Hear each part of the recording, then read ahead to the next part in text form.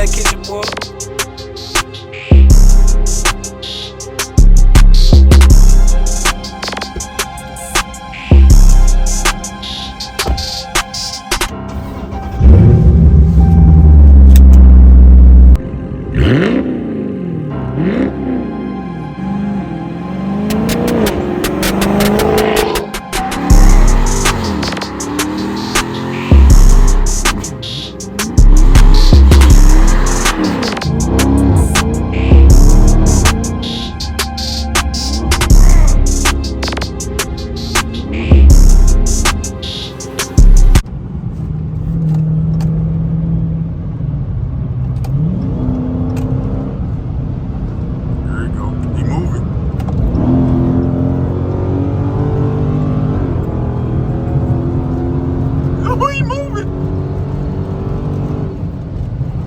White man.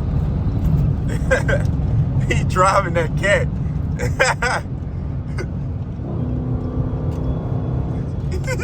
He probably like, damn, the 392 ain't too far behind though. Shit. Oh fuck. That's funny. Keep moving that wide body. Boy, we was rolling. I need a GoPro with a head mount, because boy, I need two hands on the wheel the way we driving. Woo-wee. Yeah, I told you, I be telling y'all these 392s ain't no hoe. You can keep up with a cat. They definitely gonna pull on that highway though. Now it's on the street, you gonna be neck and neck. Ooh, that cat moving, boy. I want to lead Dodge, but every time I see that wide body and that cat be moving. What's up, YouTube? Back at it with another one. Y'all see, it's another day of me putting in some work, get some content out there for you all. You know, a lot of people that tap in with me, they be like, man, why are you not making videos? Why are you not, you know, I'll be busy, you know, working, doing what I got to do. But I'm going to get on this grind, and no matter what, still get these videos out so y'all can see the car, you know, just other vlogs so y'all can, you know, get to know me more. And just in general, just put more stuff out there, because I came a long way just to stop. A lot of people buy these cars, and some people, you know, never really been interested into Mopar until just now recently. So a lot of people don't have a clue, you know, what comes with it, what has to do with it. All they know is that the rappers and celebrities are talking about these cars and buying them and, you know, showing them off like a trophy. So when you first buy this vehicle, whether it's a Hellcat, a Trackhawk, a Scat Pack, Durango, Hellcat, anything, any trim, the first thing you should do is buy a neutral safety blocker. And that prevents your car from being able to be put in neutral. Like, if you don't have that, someone doesn't even have to start your car up or anything. So a kill switch by itself is not the do it all. And I've said that before. Just because you have a kill switch does not mean your car won't be stolen. So let's get that out the air. If you don't have that neutral safety blocker, they will put your stuff in neutral and either have a car push it or they will push it themselves. So that's another major thing. Okay, so you got that out the way. Then you need to get you some extra type of alarm. And it can get expensive. Like a lot of these, you know, CompuStar and other alarms, to get those installed and everything, it's like $1,000. The second thing I recommend is dark tint. Like right now, I have 5% tint on the sides and 20% on the windshield. So literally someone could come up to my front windshield right now and try to look at me, and they won't be able to see me at all. They cannot see in this car in the daytime. Now, if you do that, depending on where you live, the police could mess with you, but you need that tint with these type of cars so people can't watch you like that.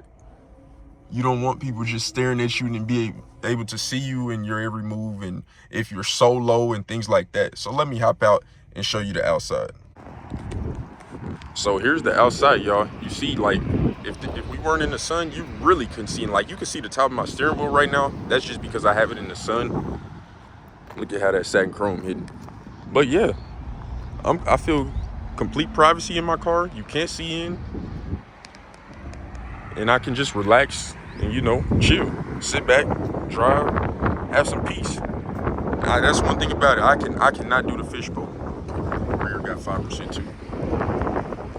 One thing about it, where I live, on your back windows, you can have any percent tint you want. So on the front, it has to be like, I believe 30 or higher to be legal, but I have mine's completely smoked out. And the cops where I live don't give me a hard time. If you know for a fact where you live at, the cops are gonna mess with you. I wouldn't recommend doing it, but there's a way to finesse it. You could go to the doctor and get a certain type of certificate to where you can be allowed to have this tint on your car, you know, if the sunlight bothers your eyes. And I may get one of those as well, just in case I ever do get messed with from my eye doctor. But yeah, can't see in that bad boy.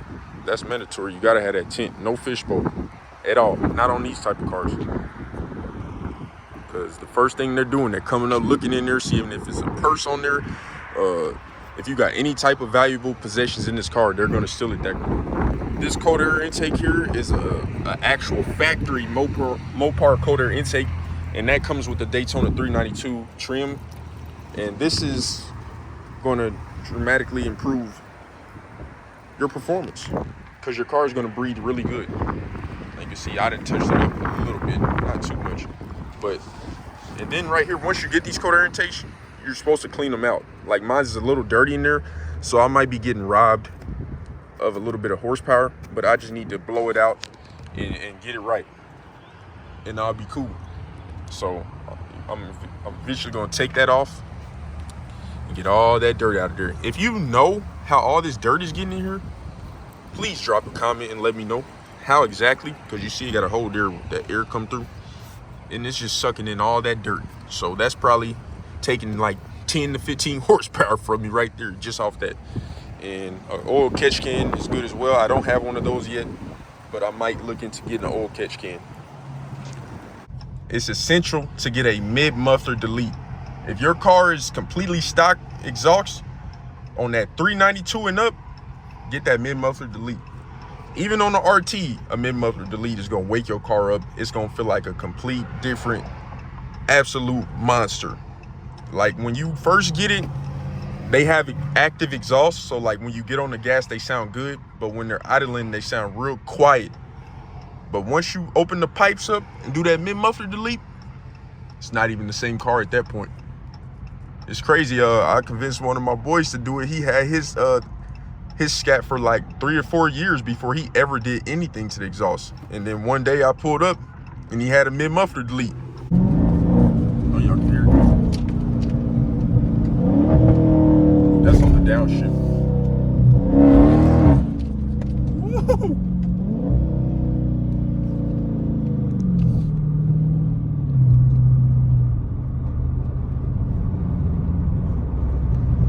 I'm downshifting right now.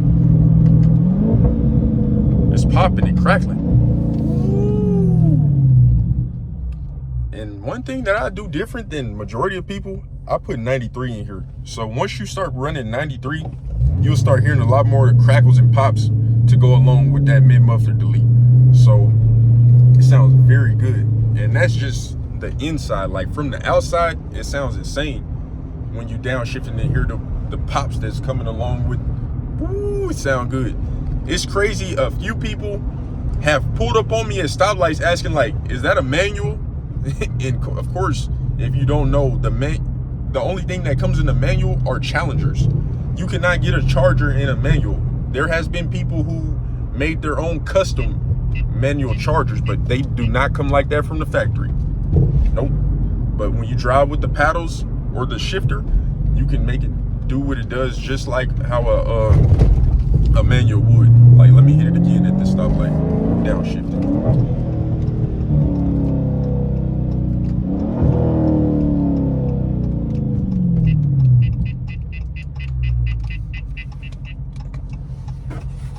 Close that.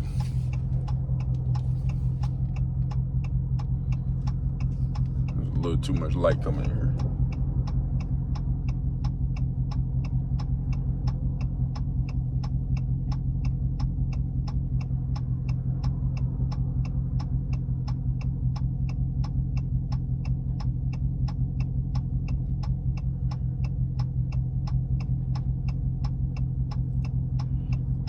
Like I said, I only like putting 93 in here. I always go to VP to get my 93, and that's been good gas. For a little bit of time, I did test out some 87 in the 392. You can run 87 in the 392, but I wouldn't recommend that like long term. But you could do it if you had to do it. You definitely could. There's some police around here, boy. Open it up for some. Open it. I'm about to open it up a little bit.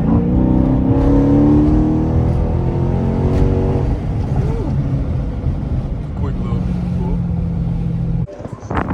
Y'all see, I made it to my second home. Really, I get gas like every 2 days for real. So once every 2 days. But here lately, the last 3 or 4 days, I've been getting gas every day. This thing is always thirsty. So after you do all those other things, the icing on the cake is always your wrap. Because as you know, it's at, so many dang Chargers and Challengers out here that you have to do something to just separate yourself and try to be different, since there's so many. Even the V6s look like the V8s now. So you got to do something to make it a little different and just add your little touch and flavor on it. And people will know it. Like my stuff, people see me coming down the street and automatically know it's me.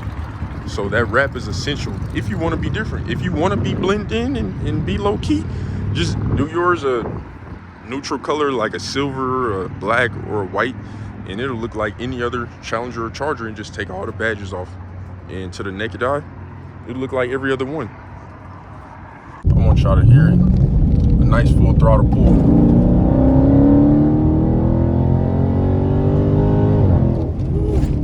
Y'all heard it shift. Slow it down, don't want to get.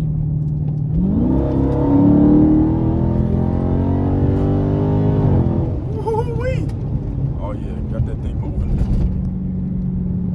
It's been a while since I've just been posting this often, and it feels pretty good. I'm gonna try to keep this up. Like, comment, subscribe. I'm out.